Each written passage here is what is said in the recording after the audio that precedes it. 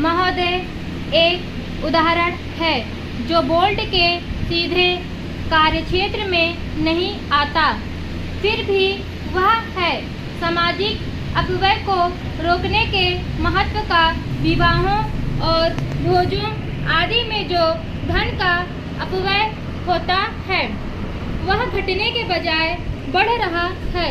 विकास से जिन लोगों को लाभ पहुंचा है वे दूसरों पर अपनी सफलता का आरोप गांठना चाहते हैं। दहेज का विरोध जो कुछ समय पहले काफी ज्वलंत प्रश्न था, अब पीछे पड़ गया है। यद्यपि यह कुरीति आज भी उसी तरह जीवित है।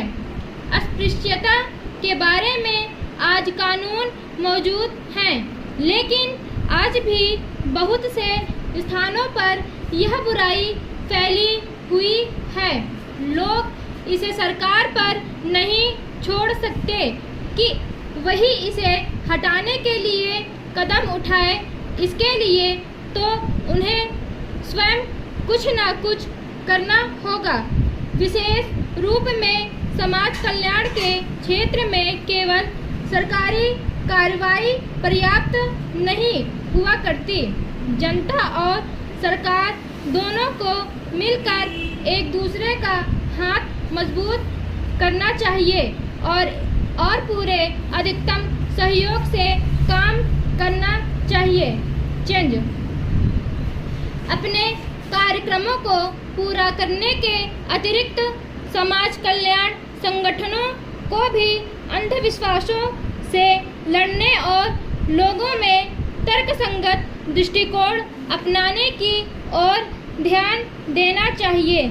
समाजसेवी संस्थाएं दैनिक जीवन में वैज्ञानिक चिंतन को लोकप्रिय बनाने के लिए बहुत कुछ कर सकती हैं। जाति या समाज के नाते हम लोगों को स्वास्थ्य और शिक्षा की ओर कहीं अधिक ध्यान देने की आवश्यकता है।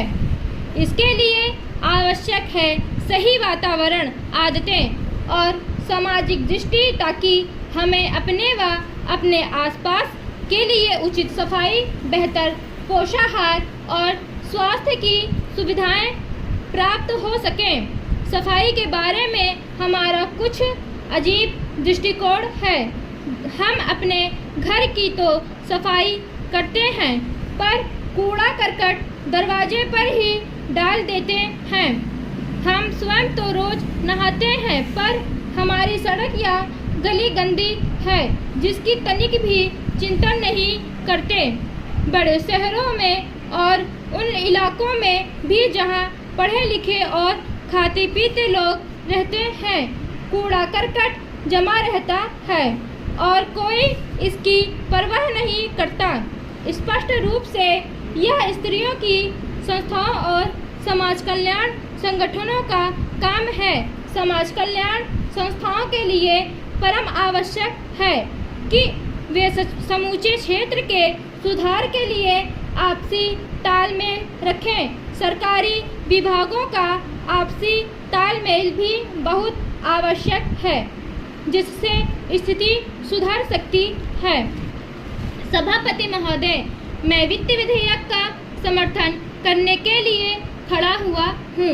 उत्तर प्रदेश की जनसंख्या बहुत बड़ी है और उसका क्षेत्र भी बहुत बड़ा है। इसलिए यह आवश्यक है कि उत्तर प्रदेश को उसकी जनसंख्या और क्षेत्र के अनुसार विकास योजनाओं के लिए केंद्र से आर्थिक सहायता दी जाए। इसके बिना उत्तर प्रदेश की उन्नति होना असंभव है। भारत का किसान इस देश का जीवन है। किसान पर ही सारी खुशहाली और उन्नति निर्भर करती है। अगर उसका जीवन समृद्ध होगा तो देश भी समृद्ध होगा।